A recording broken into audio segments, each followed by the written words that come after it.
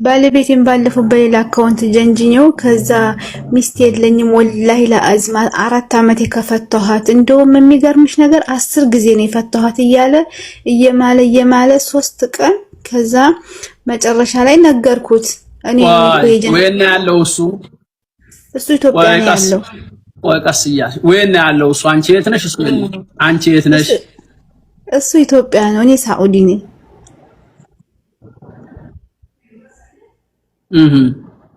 ከዛ የለኝም ብሎ ፎቶ አንቺ ይሄን ለምን አደረግሽ ሁሉ ጊዜ እኔ ጋራ ሲያወራ አሞኛል ደክሞኛል በጣም ስራ ቢዚ ነኝ ይላል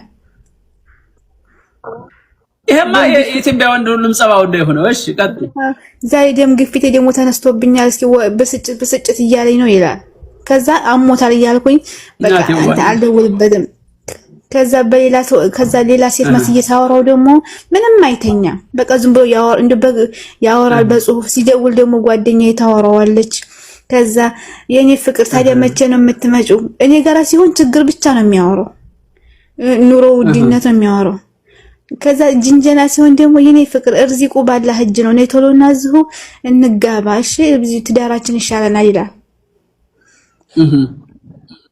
ከዛ 3 ቀን ከጀነጀንኩት በኋላ እኔ እኮ ነኝ የጀነጀንኩህ እንግዲህ ደግሞ ሲያወራ ምንድነው የሚለው ሚስት የለኝም ወላሂ ለአዚም ነው የምልሽ ሚስት የለኝም ከፈተዋት 4 አመቴ አለ ከዛ እሺ ስትፋቱ ገንዘቧን ሰጥተሃታል አለችው ከዛ አዎ መቼ አብረን ሰርተን ሲጀመረ ትንሽ እኮ አብረን የቆየ ነው ሁሉም ቤቱም ሱቁም መሬቱም ያለው ገንዘብ ሁሉ የኔ ነው እርዚ ብር አልቸገረኝም በቃ ደስ የሚል ሐላል ትዳር ነው የናፈቀኝ የኔ ፍቅር ነው ይልኝ እሺ ይላል ከዛ እሺ ብር ቆይ ሱቅ አላችሁ እናንተ ሱቅ አላችሁ ሱቅ ካለው አንቺ ለምን ተሰደርሽ ባልሽ ጋር ዘው አትቀመጭ ነበር ሱቅና አንዴ ብር ካለ ለምን መጣሽ እኔን እኮ የከፈኩት እዚህ 10 አመት ከተጋባን 10 አመት ነው አዲስ አበባ የከፈኩለት ባንቺ ብር ነው የከፈተው እዚህ አብረን ነበር እሱ ተይዞ ሲገባ አንድ ልጅ ነበረን ልጁን ይዞ ገባ እኔ ደግሞ እዚህ እየሰራሁኝ ቤቱንም መሬቱንም ሱቁንም ነኝ ሁሉም ነገር ነኝ ከዛ ሁሉም የኔ ገንዘብ ነው እኔ ይልኝ እኔ ሐላል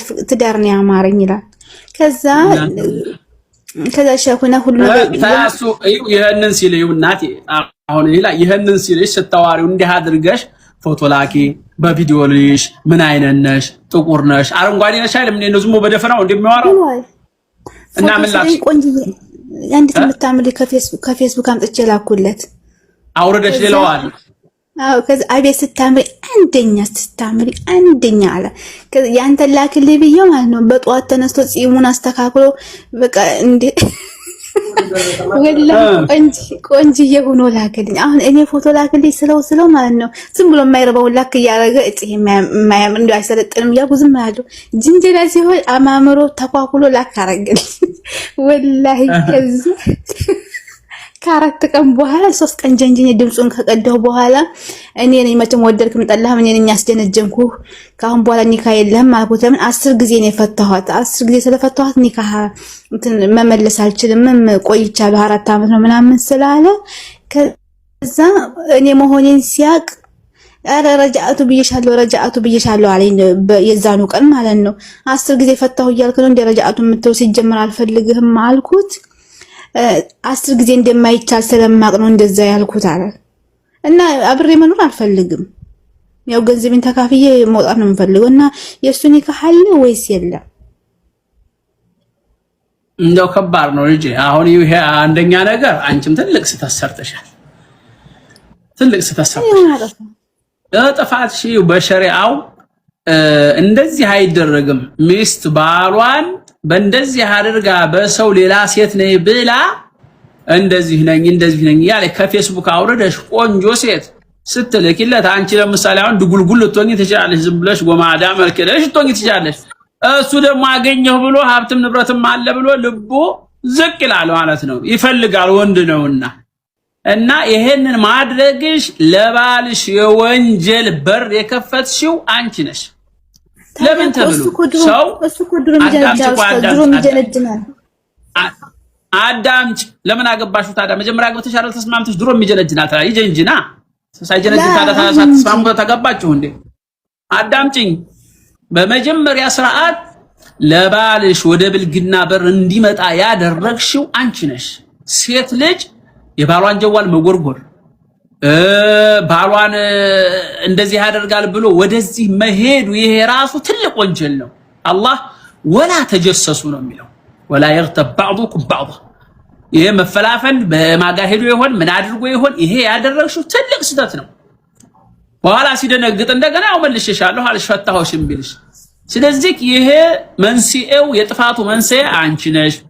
ሌላ ቆንጆ ሴት አድርገሽ ልከሽ አማለሽ እሱን በጽሁፍ የሚያማምሩ ቃላቶችን በቴክስት አድርገሽ መጻጻፍሽ እንደሌላ ሴት ሆነሽ አሳማምረሽ ያው ሰውየው ጺሙን አበጃይቶ በደንብ ተስተካክሎ ፎቶ እስከሚልክልሽ ሁላ እንደገና ደምስ ግፋቴ መጥቶብኛል ስኳሬ ጨምሯል እስከሚል ሁላ እዚህ ሁላ ደረጃ ያደረሽው አንቺ አውርደሽ ከፌስቡክ ላይ በላክሽላት ሴት እውነት መስሎት ነው ማለት ነው። ስለዚህ ትልቁ ትዳርሽ እንዲበላሽ ያደረግሽው አሁን የሰው የፍታይ ሲተው አልፈታም ነው የሚለው የከፈትሽለቱን ሱቅ አልሰጥም ብሩ ሊልሽ ይችላል ሊከዳሽ ይችላል። ስለዚህ አሁን አንቺም እንደምታደርጊው እንደዚህ ያደረገ ነው ብለሽ ለቤተሰቦቻችሁ ንገሪና የሚቆጠብ ከሆነ የሚታረም ከሆነ ይሄን ጉዱን መረጃ ይዣለሁ ብለሻል አንቺ ቀርጸሻል ድምጹንም ምኑም ይሄው ባካችሁ እንደዚህ አደረገኝ ስለዚህ ስርዓት ያዝ ባሌ ብለሽ ለቤተሰቦችሽ አምልኪና ቤተሰቦችሽ እዛው አፋቱሽም ማኖሩሽም ያንን አድርጊ። ለእንግዲሁ ግን እባካችሁ ሴቶች ይሄን እንዲህ አይነት ነገር አታድርጉ። ጥሩ አይደለም። የራሳችሁን ህይወት ነው የምታበላሹት። የወንድ ልጅ ምን መላእክት አይደለም እኮ መላእክት አይደለም። ሰው የተሻለ ነገር ሲመጣ ሁሉም ይመኛል። የለኝም ሚስት እንደው ሰው እንኳን ሚስት አይደለምና ሚስትን ያህላል ጸጋ አይደለም። ሰው ከየመስጂዱ ከየሆነ ቦታው ከየሱቁ ወለቀ ሲደረግለት ሸበት ጫማ ያለው እንትን እስኪቸር ጫማ ሰርቆ የሚሄደው ለምንድን ነው? የተሻለ ነገር ከሆነ ብሎ ነው እኮ ሰው ጫማ ይሰርቃል እንኳን ሚስት አይደለምና። ስለዚህ ጥፋቱን የሴቶቹ የእናንተ ነው። እንደዚህ አይነት ነገር መደረግ የለበሽም ማድረግ የለብሽም። ሴቶችም ተጠንቀቁ በትዳራችሁ ላይ። ወንዶችም ሰማችሁ ሚስት ዘይነባ ከሆነች ትግስት ሆና ብመጣ ሃይ ብትልህ በውስጥ ፌሩዚ ሆና ብመጣ ሞቢና ዙዙ ሃይ ብትልህ እየው እየሰማ ነው ይሄን ጉድህን አፈን ከፍተካ እያልክ ፎቶን እየተነሳህ እየነቃቀስክ በእያረክ ፎቶ ልካለሁ ብትል የዚች ሊባል ያጋጠመው ያጋጥማሃል። ለሰው ብለህ ስታማ ለኔ ብለህ ስማ የሚባል ነገር አለ። ወንዶችም ተጠንቀቁ። በያንቺ ሁለተኛ ይሄንን አታድርጊ። አላህን ፍሪ። ጥሩ አይደለም ያደረሽው። ሌሎችም ሴቶች የባላችሁን ነውር ጀዋሉን እንኳን አይጎረጎርም።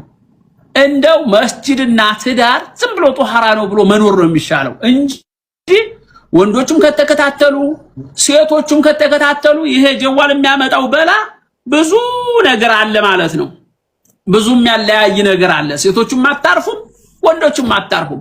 እንደው ስለዚህ እንደው ዝም ብሎ ተማምኖ መስጂድ ሲገባ እንደው ሽንት ሲንሸናበት ታልታ ያን መስጂድ ይሄ መስጂድ ነጃሳ ነው ማለት አይቻልም። ዝም ብሎ አደብ አድርጎ ገብቶ ሰግዶ መውጣት ነው።